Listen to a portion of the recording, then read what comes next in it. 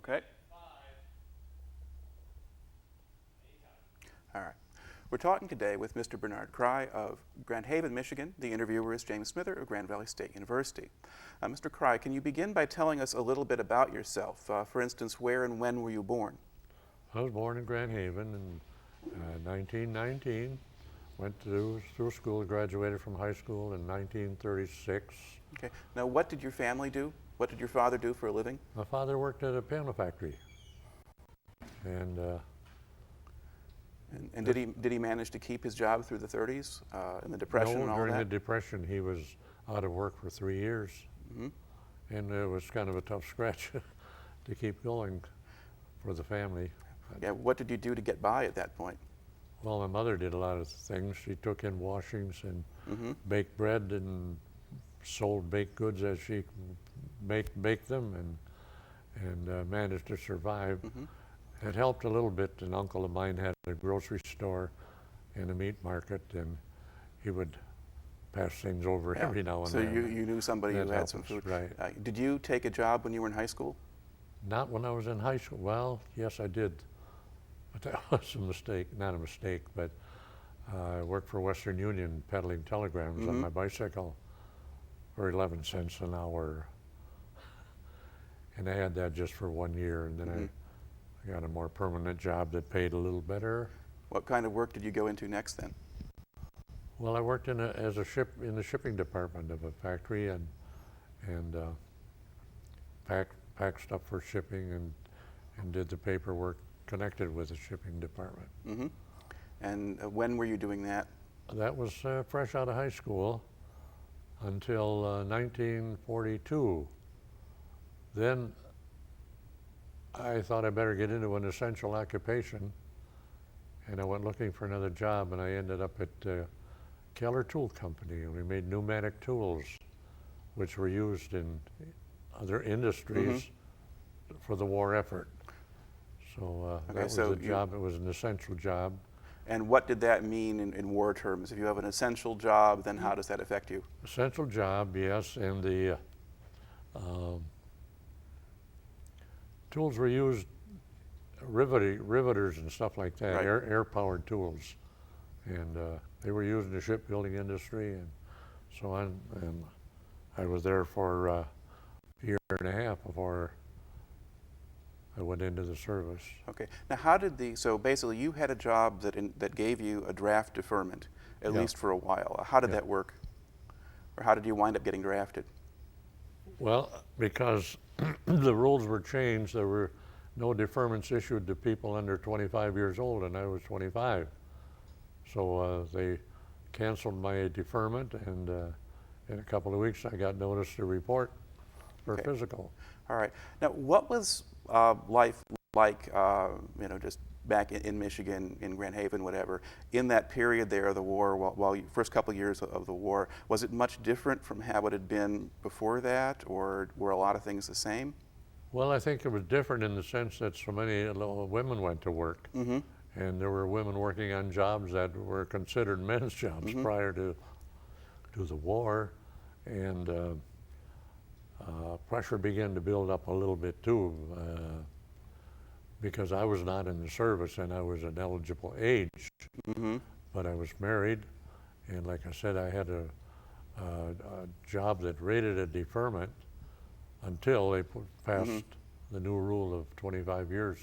What kind of pressure was on you to just go and enlist Well, they instead? made comments, and a few people contacted the draft board. How come so-and-so isn't in there? How come he's still running around? Well, I was married, had a child, and an essential job. I didn't want to argue with anyone. Right. But, it's just the way things worked out. Now, so did you have women working in this place where you were working? Oh, yes, several. Yep, they were machine operators, stock chasers, doing whatever they were asked to do, and they performed very well. Mm-hmm. How were they treated, as far as you could tell? Good. No problem. Now, were these single women, or were they married? Did they have kids, or do you know? Both. Mhm. Both. Now, if there were some who had kids, do you know what they did with the kids during the day, or anything I like have that? no idea what they did. Okay, so you're doing this, and then so when did you get your draft notice? In in March of '45, I was notified to report. 44? Or 44, rather, 44, I'm yeah. sorry, to report for physical. And our local draft board sent 400 men to Detroit for physicals. And the same day, 13 busloads of us guys loaded Wow. on there and went to Detroit overnight. They painted, we were stripped to the waist, and they painted a number on our chest with mercurochrome or some red medication, and I was number 157 starting in. I was number 54 coming out. They shot me through that inspection in no time at all. Were there people who weren't passing the physical, or? There were some that didn't make it. Oh yeah. All right. Now, once you had the physical, what happened next? Well, then it didn't take long, and I got the notice when to report. Said that I had passed the physical, and I would be drafted on such and such date. Okay, so when did you report then? In June '44. Okay, and where did you report to? They had us at the local armory, and then from there we went to Fort Sheridan in Illinois, where we were given some of our equipment and with clothing and stuff like that. We were there and got paperwork made out. We were there perhaps 4 or 5 days, and then from there, some of us were put on a train and went to Camp Croft, South Carolina, which is just outside of Spartanburg. All right, now that's where you went then? That's where I went. Okay. Had you taken a long train trip like that before? No. Okay, so what was that like? What was it like crossing the country? Nice. We had Pullman sleepers and all. We traveled in first class, I guess, for the day. How long did it take to get down there? Probably 2 days. The passenger trains, of course, and the troop trains were given somewhat of a priority, but the freight trains went first. And they traveled track, of course, that had freight trains on it, Right. so there were a few times we were sidelined to let a freight train go by. We were held up one time when a car jumped the track on a freight train, and we were several hours sitting in the same place waiting for that to be repaired. Right. Okay. Now, what kind of reception did you get when you got down to South Carolina? You get off the train, what happens? We were loaded on a bus and taken out to Camp Croft, which was about 5 miles outside of Spartanburg. Okay. And how did the drill instructors treat you at that point? They were good. They were good. We spent about half of our training period in one training battalion, and then we were shifted to another battalion to finish out. So, and the second battalion was a little easier on us than the first trainees or the first cadre was. Of course, we had a lot more to learn in the first half than we did in the second half. So. Right. Yeah. What did basic training consist of for you? What did they make you do? Oh, we marched and marched and marched, and we were exercised, and getting in shape more than anything else. All right. Did you get weapons training at that time? Oh yeah. And what kind of weapons were you trained on? M1 rifles. M1 rifles. We had short-term training on machine guns and the mortars, and we would have to hike out to the target range a couple times a week.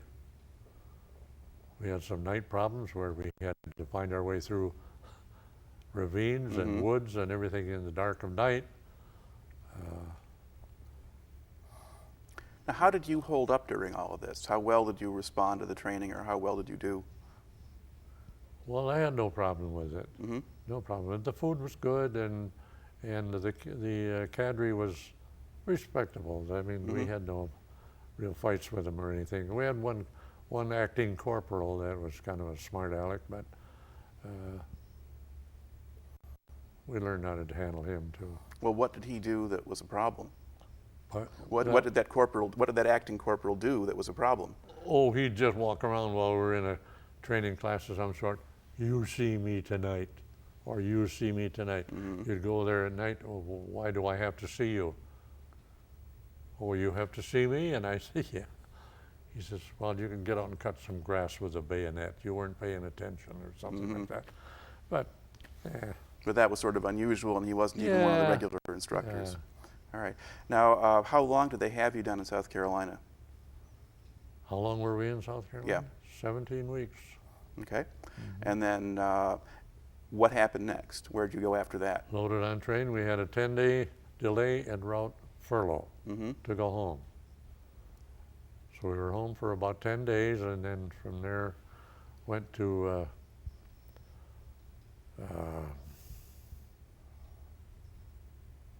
Fort Meade, I think, in Maryland. Maryland, okay. Yeah.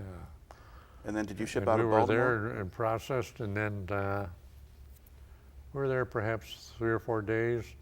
Then they moved us up to Camp Shanks in New York, which was on the Hudson River, and across the river we could see all the ships. And we loaded on a barge of some sort. They took us across the river there and put us on the Queen Elizabeth to go overseas. All right. Now, okay, so that's a big ocean liner. How was that fitted out as a troop transport? What was it like being on the ship? They put, let's see, there were 11 men in a stateroom for 2. We had 27,000 men, or 21,000 men aboard. Wow. And 1,100 nurses on the Queen Elizabeth. All right. Took a couple days to load. And the ship was fast enough that it could travel without escort. We had air escort for 1 day out of New York. From there on, we were on our own until we got 1 day out of England. And then the English Air Force picked us up. But we changed course several times to offset the effect of the submarines. And About how long did it take to get across the ocean? about 4 days. Okay, so it's a Went fast into ship. Scotland, yeah. Right. Now, what did you do while you were sailing? Did you get up on deck at all, or did you? Oh yeah, we could roam the ship. We only had 2 meals a day because of so many men, and we had lifeboat drills and all that sort of thing, just in case we should get torpedoed or run into a problem. Now, what time of year were you making that crossing? November. All right. And what was the weather like? On the ship for Thanksgiving, both going and coming back. Now, what was the weather like in the crossing? We had a little rough weather the first night out of New York, and we were told not to show any lights, so we had to close our porthole. And it got so hot in there, we had to open it up, let a little air in, and we had water coming in the porthole. We were on B deck, which was pretty well high. Pretty high, up yeah. on the ship. Yep. But you should have seen the guys run. They had the bunks underneath the portholes. And that water started coming in, Now, did you have people getting seasick too? I don't think we did on the Elizabeth, because that was a large enough ship. And they had enough ballast and that sort of thing to keep the ship on a pretty even keel. Coming back was different, but I'll go to that later. Okay, so you get across in 4 days. They land you in Scotland and Glasgow, or? No, at Greenock, which was a smaller town where we got they had to take us off the Elizabeth on small ships, little lorries, I think they called them. Took us ashore, got on a train, went to Glasgow, where we got off the train and had coffee and donuts and milk and served by the ladies of Glasgow, and they were very sweet, very nice people, friendly. From there, the train took us down to Southampton, England, where we ended up in a embarkation camp. Ankle deep in mud. They had a lot of rain, and it was not very enjoyable. How long did you have to wait there? We were there about 2 days. Okay. Now, and then aboard ship and over to France. All right. Now, we landed in France on December 1st. Okay. Now, at this point, you're not assigned to a particular unit. You're coming in as a replacement then. All right. Now, where did they land you in France? Landed at Le Havre. All right. And from there we went to another little town where we were outfitted and put on a train. They did some processing, Mm-hmm. and we were on those cattle car trains, 40 and 8s. So you're basically in a boxcar. Yeah, Mm-hmm. yeah. For 4 or 5 days, I'm not sure. But then we were parceled out to different outfits, Mm-hmm. and we went to the 80th Division. Okay, so you didn't go to a replacement depot first? Oh, through several of those. Okay. Yeah.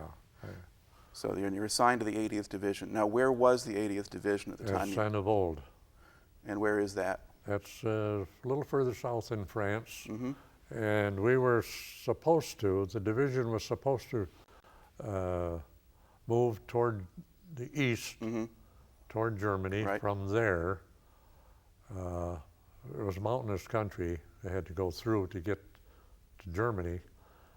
And we had a few days of training with them. Mm-hmm. I was put into a mortar section at that time. Now, what condition was the division in when you joined it? Had they taken a They lot had of taken losses? quite a few replacements. Okay. Where had they been in action? What did you find out about it? They took quite a punishment, I guess, at the Moselle, Mm-hmm. crossing the Moselle River.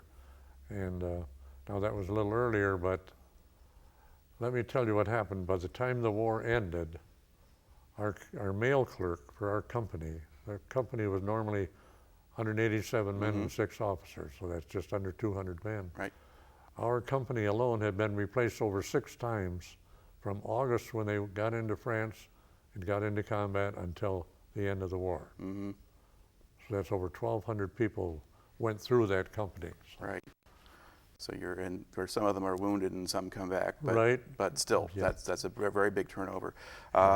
You joined a mortar unit. Were you joining men who were veterans, or were you all new guys? A few veterans, yep, a few veterans. Most of us were new, Mm-hmm. yep.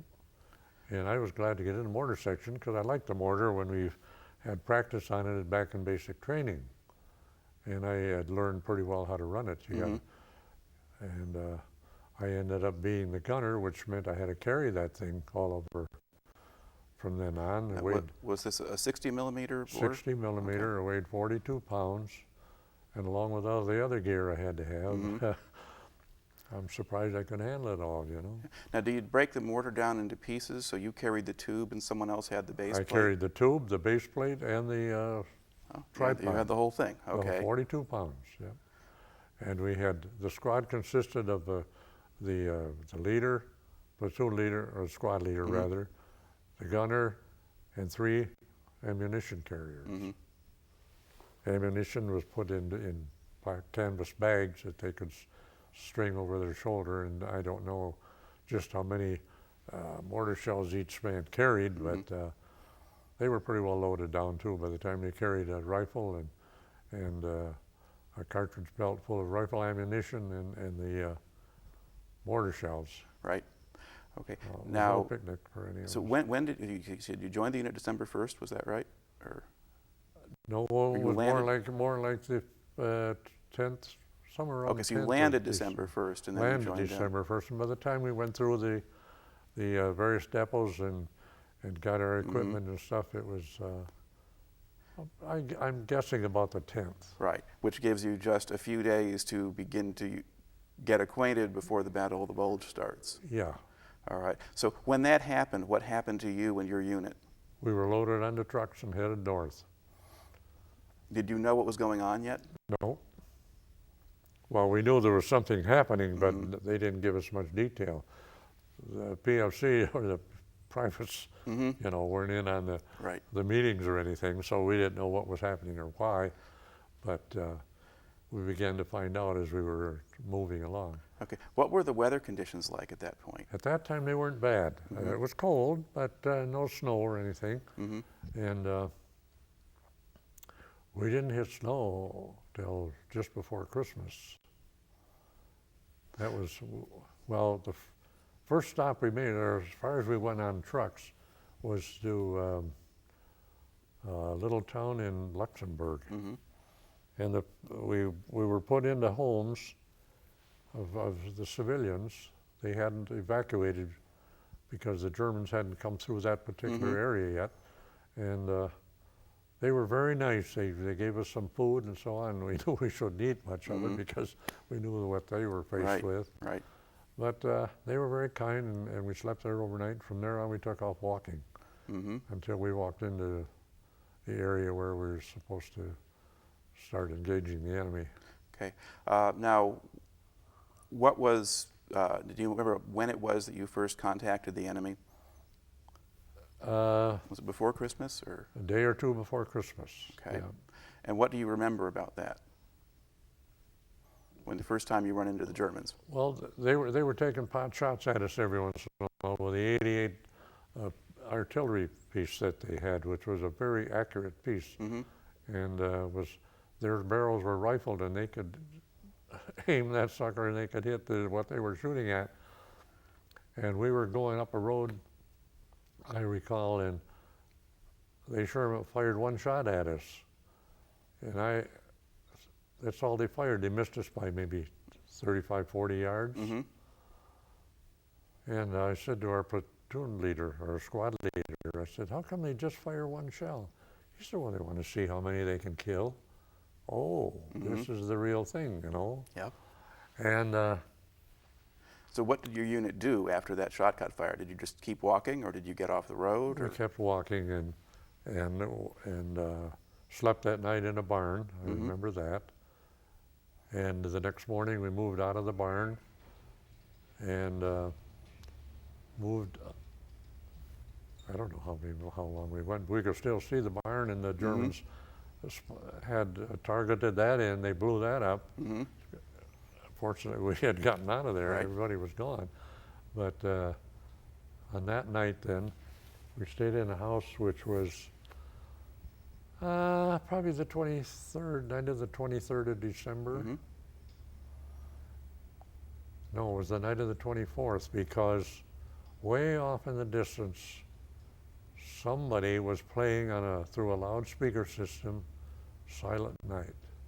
And do you think that was the Germans, or? I don't know whether it was the Germans or Americans doing it. But at any rate, I thought that's a touch of home, you know. But at that time, we were having a little session outside telling us that we were going to go into combat. And that's when I heard this is the Silent Night song, Right. and I thought that was quite nice. If it was the Germans, we appreciated it. But if it was American, we appreciated it too, of course. But So then what happened the next day? the next day, we moved into, started moving into position to start the attack to get into Bastogne. And And what were you doing during that? walking for the most part, getting up there, because we were probably, at least 5 miles from the front, I would guess. And that night, I slept under a tank that was parked there. Because the ground was so hard I couldn't dig a foxhole to sleep in. And then the next morning, we moved into position to head for Bastogne. And that's when I was injured, on the day after Christmas. So basically, your Christmas first Day, day. we were getting ready, and the day after Christmas, we started our move. Okay. So what happened to you on that day? Well, we were moving up. The infantry, of course, had been far ahead, and our platoon, weapons platoon, was following along behind. And we started catching some mortar fire from the Germans. Well, I managed to hit the ground when those shells started coming in, and I landed, fortunately, in a little depression in the ground where a tank had gone through. So the depression was probably 6 inches deep, maybe. And I just got down, and a shell landed right alongside of my head. They told me later that the crater made by that shell when it exploded rimmed the place where I was laying in the ditch. And I got hit in the head with a piece of shrapnel, and it also blew a couple of pieces of shrapnel right through the barrel of my mortar, which was pretty heavy stuff. So I got to thank the Lord for being alive. You know, I had a piece of shrapnel go into the side of my head. It missed my helmet, went underneath, but I was wearing a wool knit cap. And I think that cushioned the effect of that piece of shrapnel somewhat, and just didn't penetrate the skull, but it went underneath the scalp and up toward the top of the head. All right. Now, were you knocked unconscious at that point? I was unconscious. I had a concussion. I don't know for how long I was unconscious, but when I woke up, I thought, what's going on here? And I reached up, touched my head. I knew it hurt a little bit, and I had blood, a handful of blood. So were you still in your hole there? I mean, Yes. Okay, so they hadn't found you yet or anything else like that? Well, there were other people around, but you know, we had spread out quite a bit. And the medic came over and said, "You need help?" I said, "Well, I think I got a little shrapnel." And they bandaged me up and told me to head back for the aid station. And which was probably a couple miles back. And you were able to make it on your own? I made it on my own, and I had another guy that I was kind of helping a little bit. He was worse off than I was. And we got back together to the aid station where they patched me up and put a bandage on it and took me by ambulance into a field hospital. All right. And what was the field hospital setup like? I mean, how was it all intense? They were intense. They were intense, yes. And to go with this and a little bit further, when I was hit again in March, I went to an entirely different field hospital in an entirely different sector, probably 100 miles from where I'd been wounded the first time. And the doctor working on the table right next to the one I was laying on was the same doctor I had when I was in the first field hospital. So I said to him, "Do you remember me?" And he looked at me and said, "I don't remember your face." He says, "Where was your wound?" And I told him. He remembered that. You remember the wound? He remembered the wound, but he didn't remember the face. All right. And I thought it was quite something that I'd meet the same guy, same doctor. All right. Now, how long? Yeah. Well, he didn't work on me, but he was at the table next to me. So. Okay. Now, how long were you laid up at that point? First time, only about 8-9 days. They put me in a hospital in Barley Duke. The field hospital shipped me by ambulance to Barley Duke. And as I found out later, there was a nurse that ended up, well, she was from Pennsylvania originally, ended up in Grand Haven. She was a nurse at that hospital. But I didn't know her at that time, and of course she was from Pennsylvania, like I said, so I didn't get acquainted with her until she moved to Grand Haven and was married there. All right. Now, once you're out of the hospital, did you go back to your unit again? Right back to my unit, through a couple of replacement camps. They Now, gave us different rifles. Well, incidentally, when I was on the mortar, I only carried a .45. I didn't carry a okay, so you just had a pistol. rifle. Yeah. And we had to take a weapon back with us when we reported back to our company, so they gave us .03 rifles, and we had to zero those in. Well, when they handed them to us, they were full of cosmoline. It's a protective. Right. So an .03 rifle, is that a 1903 model Army rifle, the World War I type? They were World War I type rifles. Okay. But they were really more accurate than the M1s were. But anyhow, we had to clean those things out and then zero them in on a 300-inch range. And I was able to hit the target 3 times out of 5, hit the bullseye, I mean, from 300 inches. And that was pretty good shooting. So that was a good rifle. But then we turned them in, of course, when we got to our supply sergeant.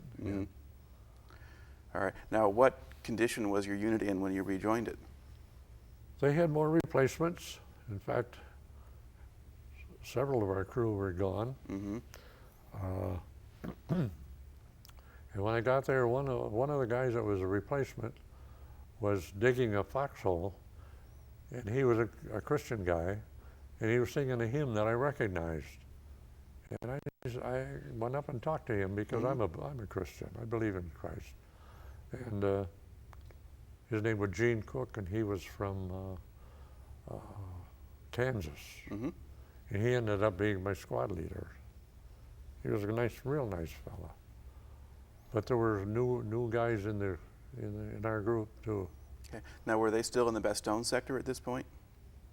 Were they still near Not far Bastogne? from, no, they had moved out of there. Well, the Bulge was still going on when I got back. Right. It hadn't been cleaned out. And one afternoon, we were getting shelled pretty heavily, and we were in the woods, and I managed to survive that. And when it was over, I got up to rejoin my outfit, and there was a Grand Haven guy that I recognized from Grand Haven.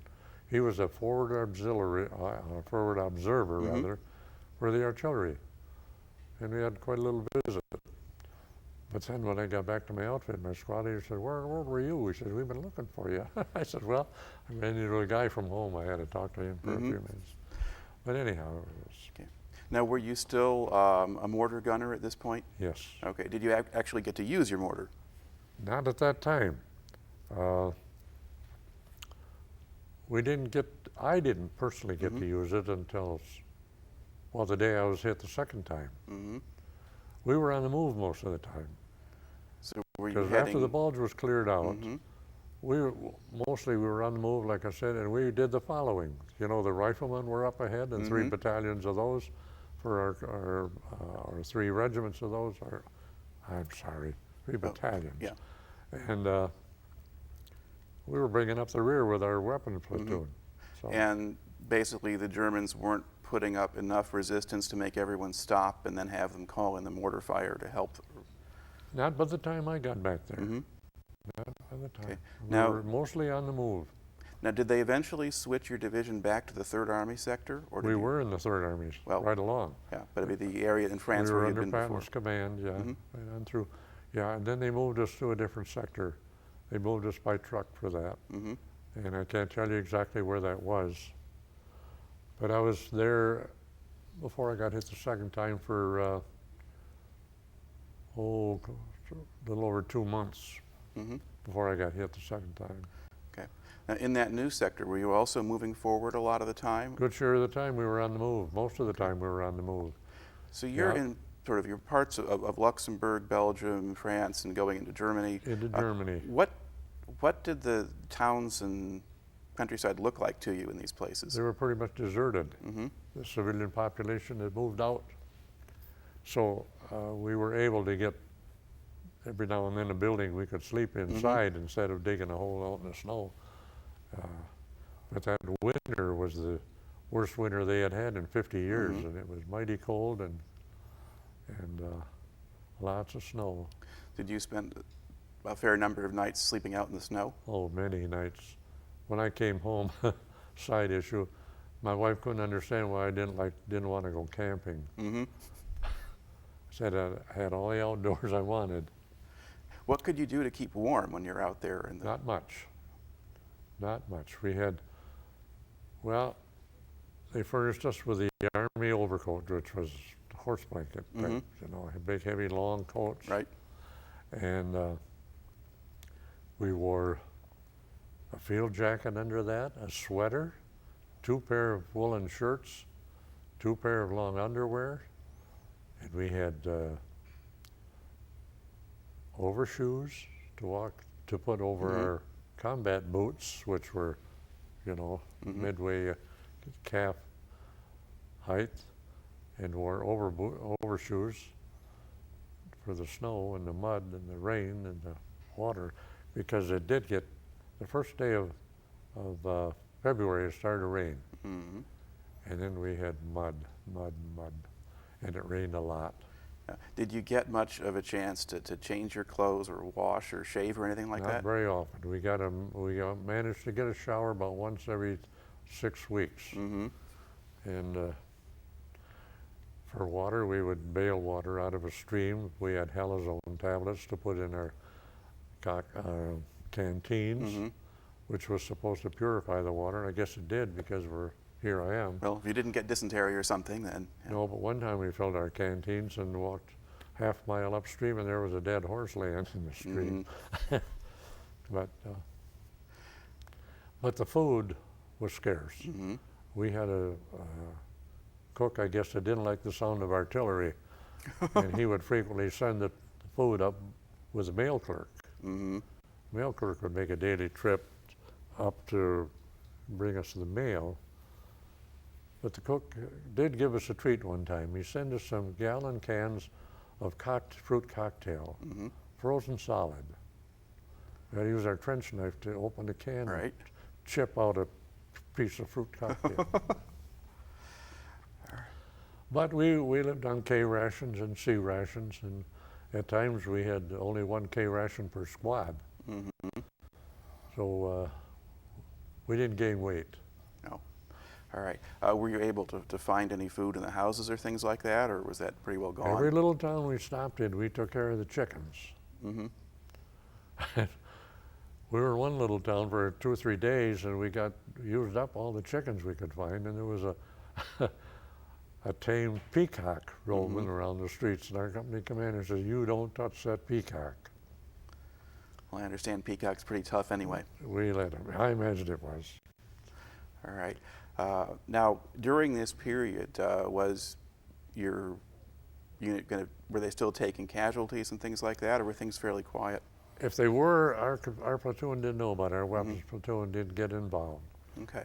because all we were doing tail along behind the riflemen Right. for a Now, good share of the time. when you went into Germany, did you go through areas that were fortified? Oh, yeah. Okay. And what did the Yeah. fortifications look like? Well, I can't tell you that because I was I got hit the 13th of March, which was just into Germany a little ways, and there was one town that they told me about where they did nothing but drop mortar shells in on the town for a whole day. Mm-hmm. They would bring them the ammunition by jeep, and then the squad would fire the mortars into the town called Kaiserslautern. Mm-hmm. As it turned out, our army had a base in Kaiserslautern after the war. So we used the town again. We didn't blow it all to pieces, I guess. Right. Now, what happened to you on that day when you got hit? What happened this time? Let me stop and think just for the details. Oh, we had been on the move all night long, and it was pitch dark, and we were starting our push to the Rhine, and there were some other divisions involved too in this push, and there were 8 battalions of artillery firing support for us. Right. They were firing 50 caliber tracer bullets, marking off the areas for the various artillery to be firing. Well, that was the only light there was that night. It was pitch dark, and we had to hang on to the person belt ahead of us to keep contact. And we went through, I don't know, a little town. We had gone maybe 2 or 3 miles and gone through this little town with no problem. And maybe a half mile beyond the town, we made a right turn on another road and went perhaps a half a mile, and there came into a swampy area. Well, we started across this swampy area. We didn't stay on the road, but right alongside of it, near to it, and into the swampy area. And when the head end of our column got across this swampy area, you had to walk through a little stream too, wade through the stream. And we got across, and the leading unit of our line got to a fence. They cut the wires of the fence, and when they did it, it set off a parachute flare that the Germans had put in there. Right. And that flare went up, of course, as soon as that thing went up. We hit the ground as best we could down in that swampy area, and nothing happened. We were surprised, and when the flare went out, we let the flare burn out before we got up again. And when we moved out, nothing happened. Then we got to, well, I'd gone maybe another mile or 2. I don't know. I have no idea of distance. But we were in a wooded area, and the road that we had been paralleling was only maybe 50 yards off. And we heard a noise on that road, and we looked out there, and there was a Heine chow wagon.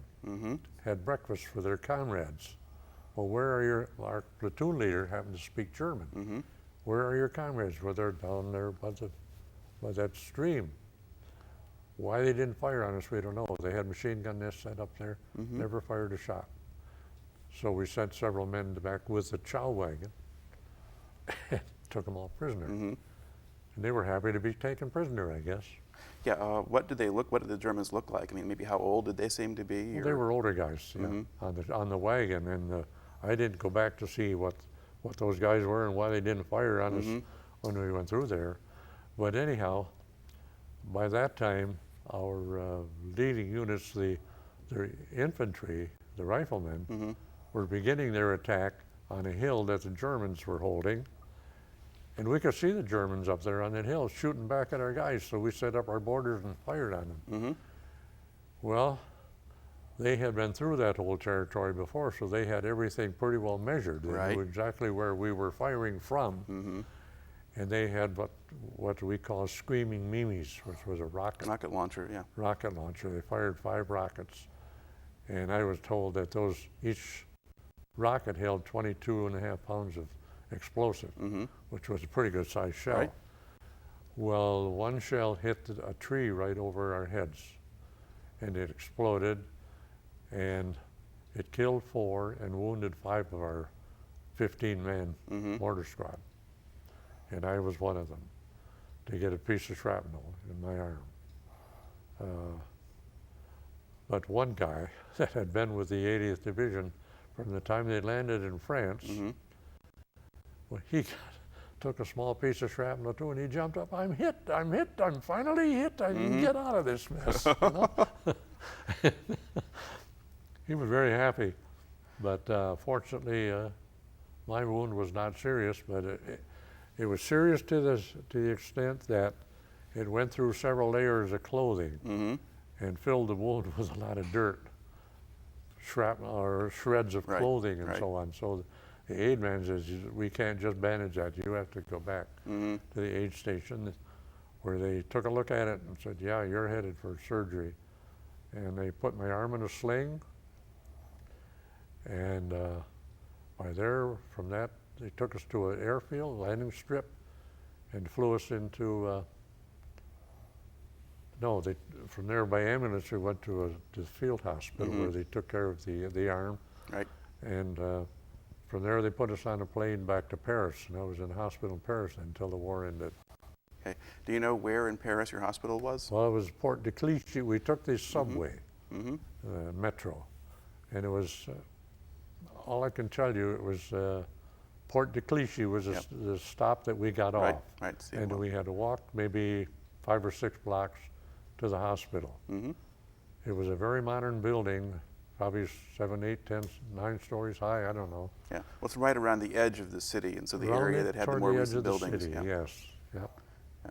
Now, with the kind of wound that you had, you maybe were fairly mobile fairly quickly at some point. I mean, were you laid up in the hospital a long time, or could you move around? I was in the hospital for about 7 weeks.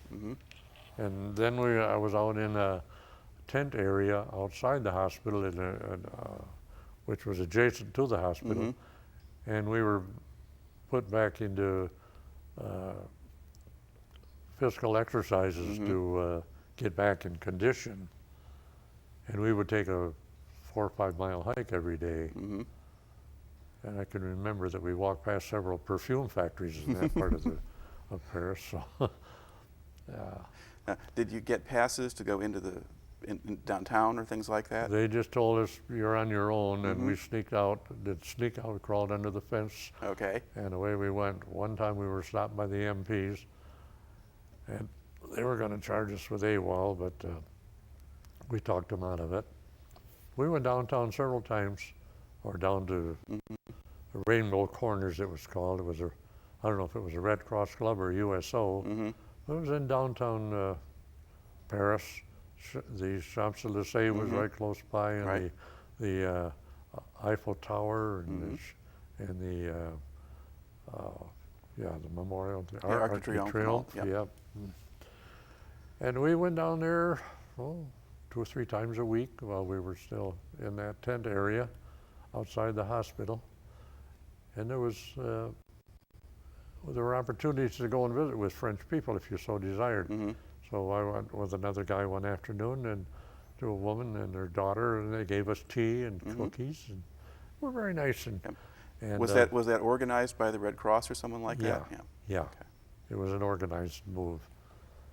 Right. And they had organized trips too you could take. I think I went to Notre Dame and went inside that cathedral, and also the Sacré-Cœur, which is a pure white building, Right. set high on a hill. You could see that from a long ways away. But you know, Paris was declared an open city, and it didn't take very much fighting. There were a few shots fired in some side of town, but yeah. Now, were there people who got themselves into trouble going down there? I mean, some of the other guys out of the hospital, and because there was a lot of ways of getting in trouble in Paris at that time. yeah. If you were a drinker, you could get in trouble real easy, and some did. But the MPs were policing the area pretty well. I don't think there was any problem that they couldn't handle. In general, what kind of relationship seemed to exist between the people of Paris and all the soldiers there? Good. It was good. But they not many of us could speak French. Quite a few of the French could speak English, but not the English we were accustomed to. You know? So we didn't mix too much with the civilians. We were told not to mix with the civilians. But I guess on the day that Paris was liberated, they were all kinds of stuff going on. They were pretty enthusiastic at that point. But you're there, you know, rather later now, on into 45. Right. Now, were you still in Paris? Were you still recovering at the point when the war in Europe ended, or had you gotten back to your unit? Yes, I was uptown in Paris on the day the war ended. And they told me that I just missed seeing a guy with a P-51 fly underneath the arch. I mean, the Eiffel Tower. The Eiffel Tower. That arch was big enough, but that's not a very big opening at 400 miles an hour. They were celebrating, but I guess I heard he got in trouble for that. But I guess he should have. Okay, so was it a celebration in the streets of Paris then? Not what you might expect. There were a lot of people that carrying a bottle of wine around and so on, but there was no great big celebration like you might have expected. Not like New York was when the troops started coming home. Right. All right. Now, when did you get back to your unit? Oh, I guess it was probably about 12th, 13th of May. Okay, so right after the end of the war. Then. Yes. Yeah. And the riflemen still had patrols going out because there were SSers in the mountains there. The 80th Division at that time was right on the Italian border in Austria. They had moved through, as the map showed, all the way down. And they were moved to Austria because Marshal Tito had intended, he had plans for Yugoslavia that the Allies didn't quite agree with. So in case there was any activity there, the 80th Division was right on the border, ready to move into Yugoslavia if we had to. Okay. Well, we were there for, I guess, about 2 weeks, and nothing developed with Tito, so we didn't have to go down there. But while there, the German Fourth Army came up from Italy and surrendered all their equipment to us. All right. So what did that scene look like? Did you get to see much of that? Oh yeah, that was a whole division. The whole day, all day long, they were marching by. The officers, some were riding horses, which they didn't get to keep. Our guys, some of our guys wanted to ride horses, so they managed to get the horses, and the officers were kind of upset because a couple of days later they came back with an American major. Where's the horses? What horses? Don't we know it? But anyhow, they dumped all their equipment into a great big field there. A lot of our guys picked up weapons, pistols, stuff like that. And I managed to get a pistol, but not from that pile. I got it from another guy that had taken 3 of them. And when it came time to go home, we found out we could only take 1 weapon. So he says, "Here, you can have one of mine." So he gave me his pistol. All right. But Now, what did the German soldiers look like at that point? What condition were they in? they were in uniform. They didn't look bad. Okay, so they were kind of regular military age? Oh or- yeah, they were. Okay. Yeah, lots of either young or rather on the older side. Right. Yeah. But we had no problem with them. They didn't attempt any Mm-hmm. shenanigans. Did you see any SS men come in, or were these all just regulars? I can't tell you. They wore the same uniforms pretty much. Mhm. If they were, but they claimed there were SS squads roaming around in the mountains there that were ready to shoot us anytime they had a chance. So be careful where we went. Mm-hmm. Well, we were there for perhaps 2 weeks. I can't tell you the name of the little town we were in, but from there we moved up to Garmisch-Partenkirchen. And where is that? That's in Germany. Okay. We went through the mountains and past Berchtesgaden, where Hitler's Right. headquarters was. We didn't go in there, of course. We just went through there, that area. But while at Garmisch, we had a chance to go up Germany's highest mountain, Zugspitze, which we reached by a cog railway going part way up, and then a cable car the rest of the way. It's kind of spooky. We thought, who kept track of these cables while the war was on, you Right. know? But we made it. And while there, the Radio City Rockettes were there to entertain the troops. Mm-hmm.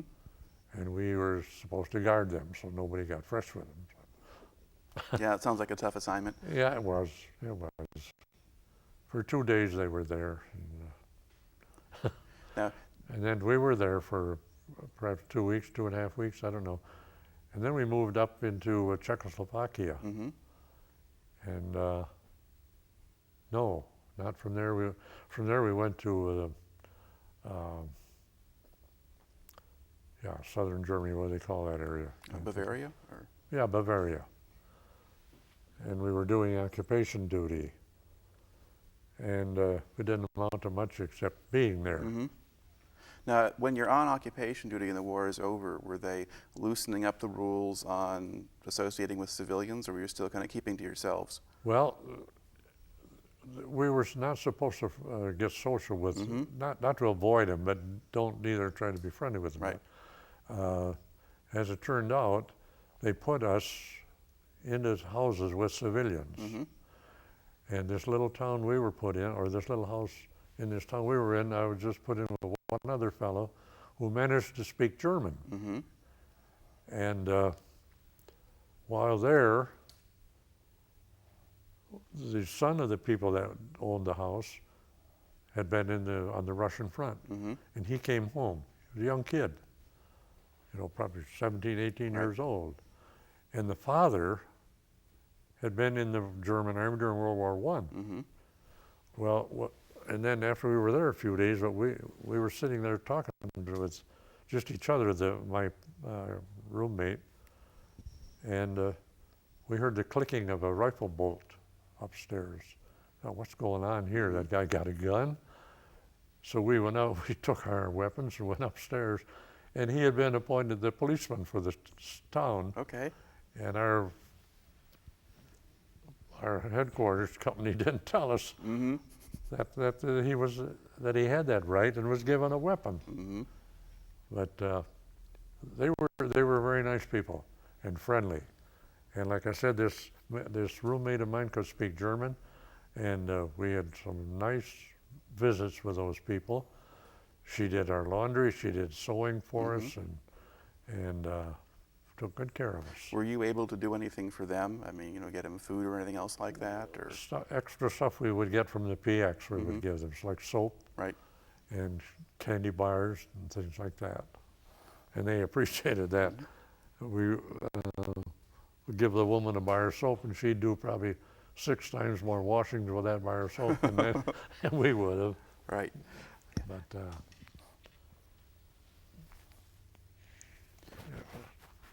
Now, did the fellows who had been in did the son who was back from Russia, did he talk at all about that, or did he just? Not much. He Stay was away asked from us a lot of questions about us, but we started getting comments from the Germans at that time that we should give them their weapons back and go after the Russians. Yeah. And of course, we just kind of poo-pooed that. Why should we join in with the Germans? You know, we've just been killing each other. And but they kept us informed. They had a radio, and we found out from them about the atom bomb. Right.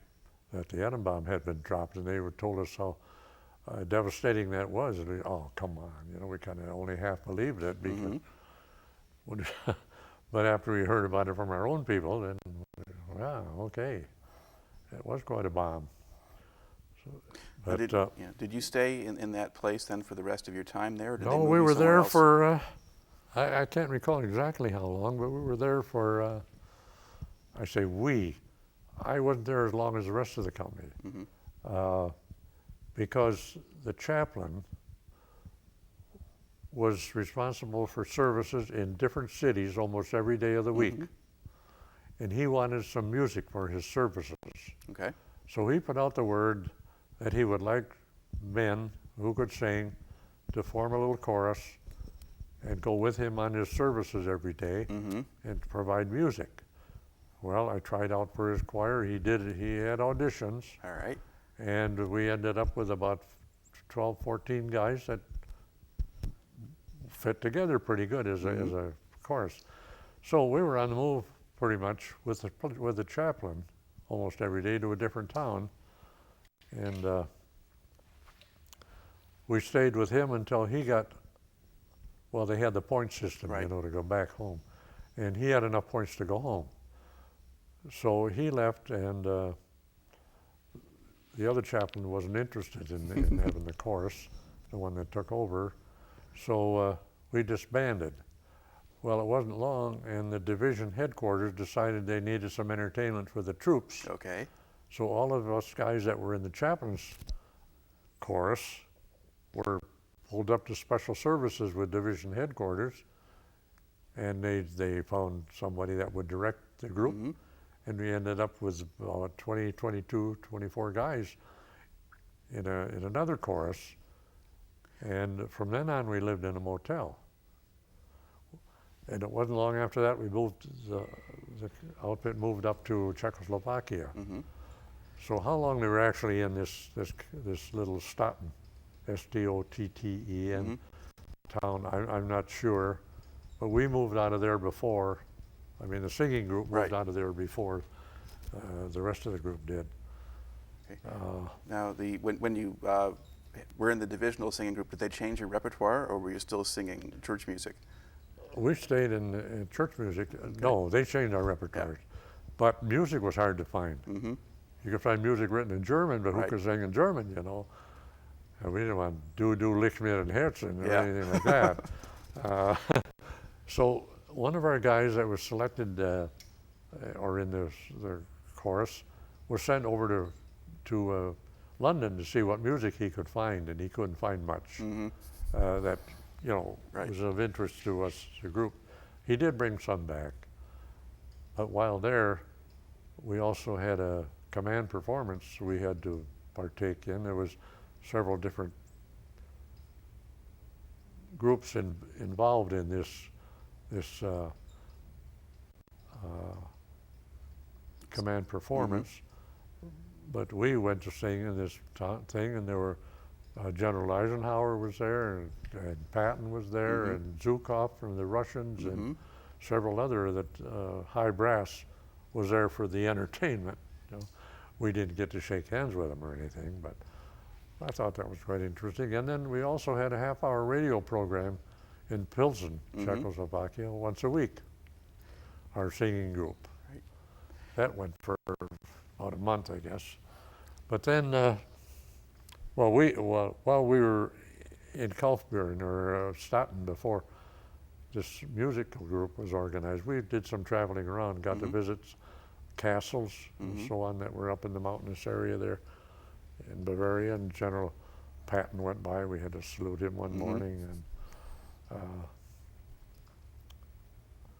And then up in Czechoslovakia, well, this fellow that I had been rooming with, he was a nice guy. I don't mean to run him down, but there wasn't anything he hadn't done, and hadn't done better than anybody else in his lifetime, you know. Well, we got on the subject of ping pong one time, and I had played a little ping pong before I got in service, and I says, if we ever get a chance, I said, I'd like to play ping pong with you. He says, okay, no problem. Well, in a Red Cross club there in Czechoslovakia, they had a ping pong table, and we got together. I think the first game I took 1 point, the second game I didn't take any, the third game I took 2 points, and that was it. The last points I got. Come to find out, he was the state champion of the western half of Pennsylvania. He didn't tell me that before, but I looked like kind of a rummy. What was the situation like in Czechoslovakia at the time you were there? Because this is an area that eventually the Soviets will occupy. Were people worried about the Russians coming or anything like that? No, because we were pretty well staffed there with the military. But we lived in a hotel, the singing group.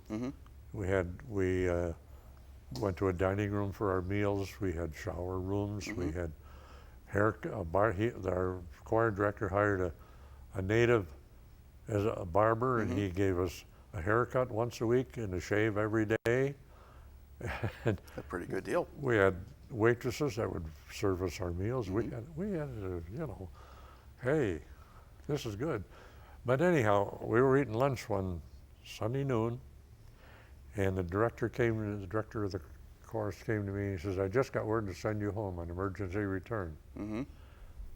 I said, well, what's the reason? He says, I don't know, all I got is word to send you home.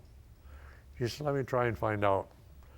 So he went to the division headquarters or called them, and they had nothing except send me home. The Red Cross said send me home for emergency return. Okay. So I said, well, I still would like to know. He says, well, today is Sunday. He says, tomorrow morning you better get back to the division supply sergeant, check out with him. And there they gave me paperwork so I could start for home, and said, get home the best way you can. From Pilsen, Czechoslovakia. Okay. Or from Marienbad, Czechoslovakia, rather. I said, well, I don't know why I'm going, so I would like to get to 3rd Army headquarters. They may have more information. So it was okay. They gave me a Jeep driver in a Jeep, and he drove me down to Munich, where 3rd Army headquarters was. And they had no more information than I had received before. You're going home on emergency return. I said, well, how do I get there? Well, there's a train leaving for the UK, or the guys going on leave to UK. Better get on that train, that'll get you at least to Paris. So when I got to Paris, I contacted the Air Corps to see if I could get a plane home, and I would have had to wait over a week to get aboard. So I said, well, maybe I can get a phone call. So I went to Red Cross, and they checked for a phone call, and I would have waited over a week for that. There was such a long list. So by that time, I met another guy. He was trying to get home too, and he said, well, let's get on a train and head for Le Havre. Maybe we can get on a boat. So we got to Le Havre, we got on a ship, checked our stuff out, and they let us keep our one weapon, and we managed to get on this boat, which was a victory ship, welded thing, and we started for home. Well, we hit some rough weather. Now this may not go good on this tape, I don't know, but we hit some rough weather, and the toilet facilities were down just below decks, and there were just a row of stools along one side of the ship and right up into the bow of the ship. And there was one guy sitting on one and tossing his cookies into the one next. He says, if I get off this tub, I'm never going out in the rain again. But anyhow, it took us almost 10 days to get back to the States. And I didn't find out why I was going home until we got to Camp Kilmer in New Jersey. I made a phone call home, and it was because my father was dying of cancer. Well, I found out that he wasn't on the ragged edge yet, but found out then I could take a 30-day furlough and go home, but then I'd have to go back to New Jersey to be discharged. Right. Or I could wait and get on a train, go to Camp Atterbury, Indiana, and wait for my discharge. Right. And they said it would be maybe 4 or 5 days. Well, it turned out to be a week. So I opted for the discharge. And we were there for just a couple of days.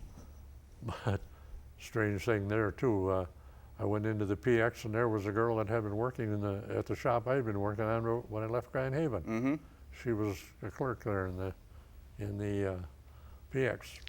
Had quite a little visit with her. But anyhow, we were discharged and given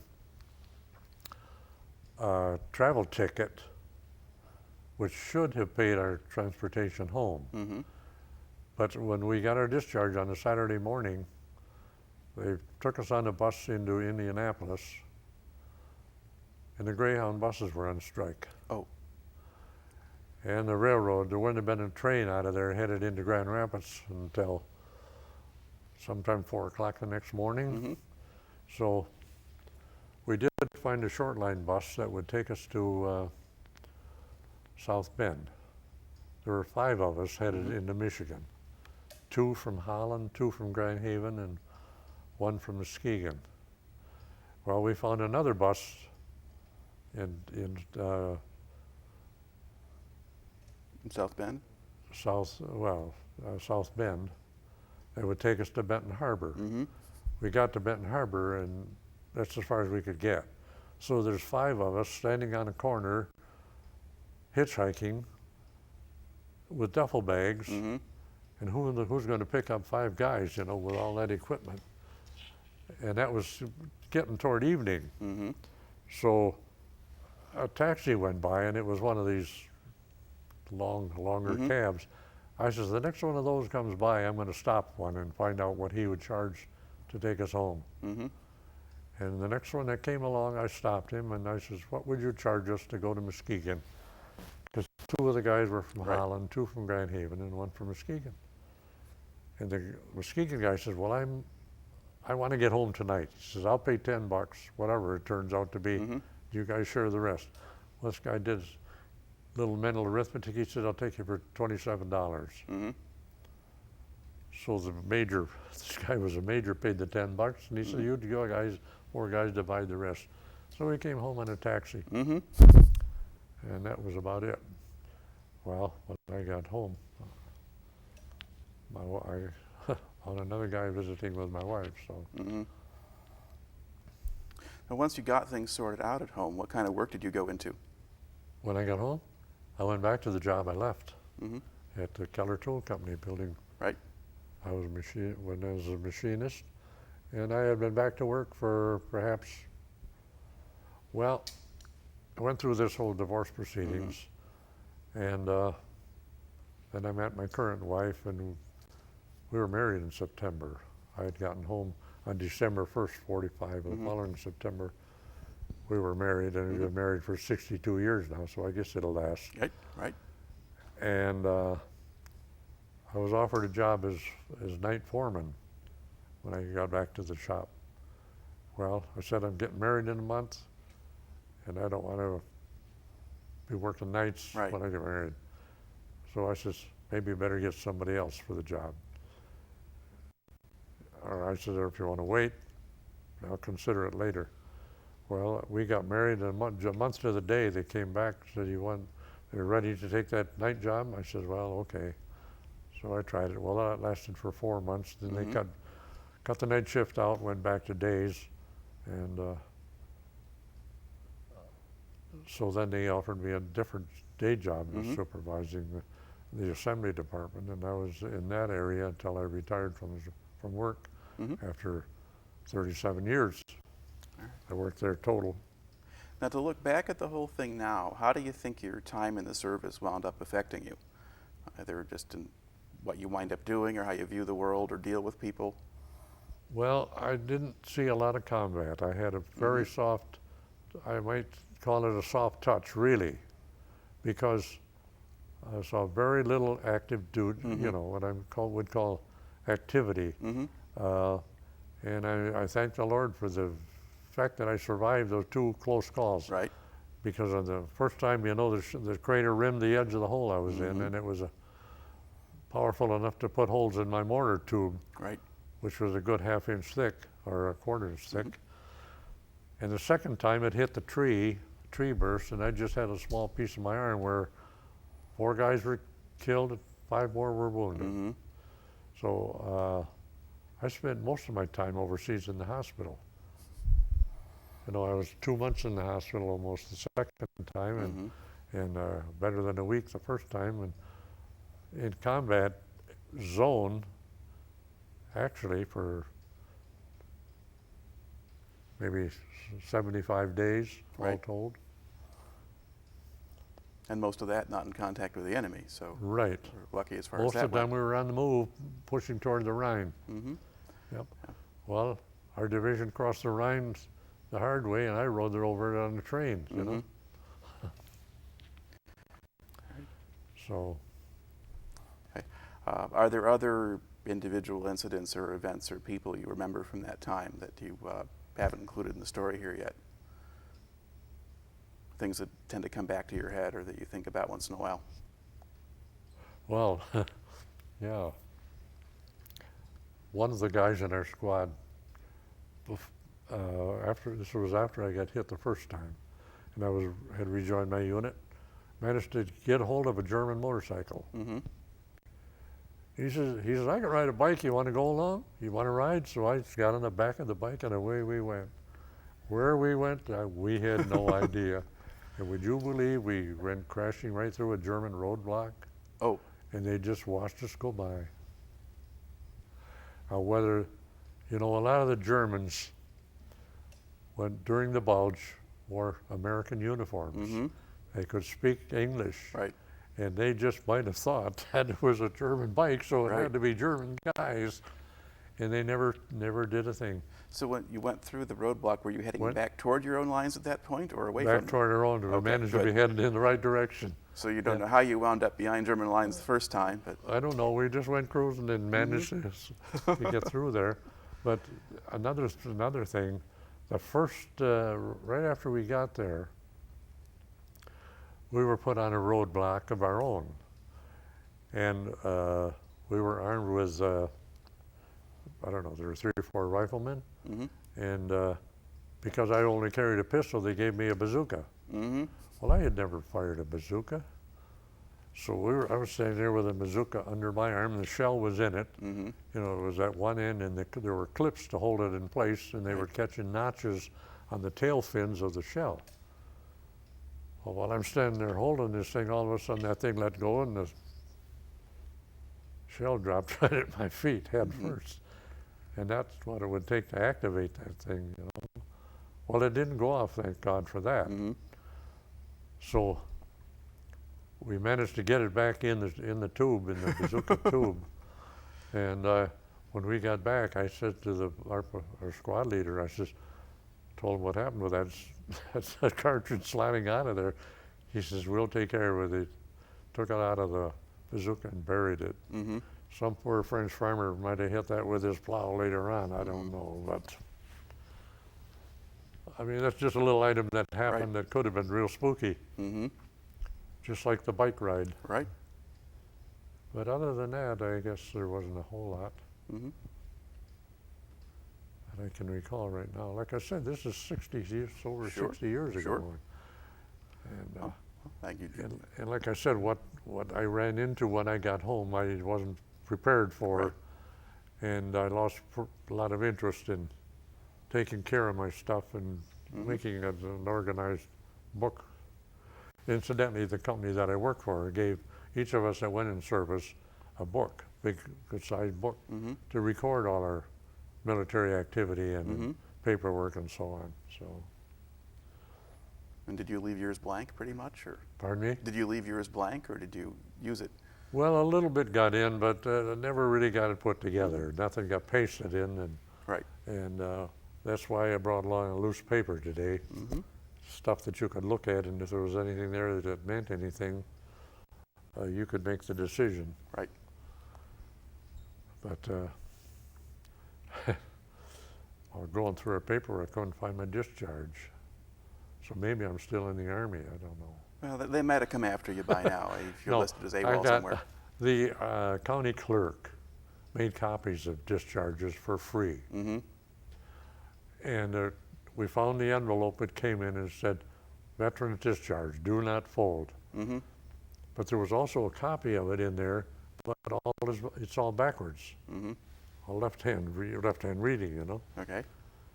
So we know there is a copy somewhere. I think I know where it is. It's probably in our deposit box at the bank. But we didn't go looking for it, so I didn't think I needed it for today. I don't know what I need it for ever, except to get a flag at my funeral. Well. The undertaker has to go. I didn't realize that until not too long back either, but I've been on the honor guard for funerals for 25 years, I guess, with Legion. The undertaker has to present your discharge papers to the postmaster in order to get a flag. Mm-hmm. So I guess we can take care of that, even if you have to use the backward printed. Well, let's hope that it's not for a while yet. In the I meantime, hope not. In the meantime, thank you very much for coming in and talking to me today. Well, thank you. I thought I had to leave this all in your hands because I can't read, and like I say, you had to prompt my memory on some items, but I think it went pretty well. You did just fine. Yeah. Okay. I'm glad for the opportunity, and I will put the word out at a Legion meeting, and you may get some calls All right. from other guys that would be willing to have these things. Certainly hope so. In fact, there's one that I know of. He wanted to come with us today. I said, "Well, you need an appointment with this man." So I said, "Maybe you better let me find out what it's all about, and then I'll give you his name and phone number when we get home." All right. Now we can switch these off. And that'll get I us. can talk aloud now. Huh? Yep. Okay. All right. You put a mic on me somewhere.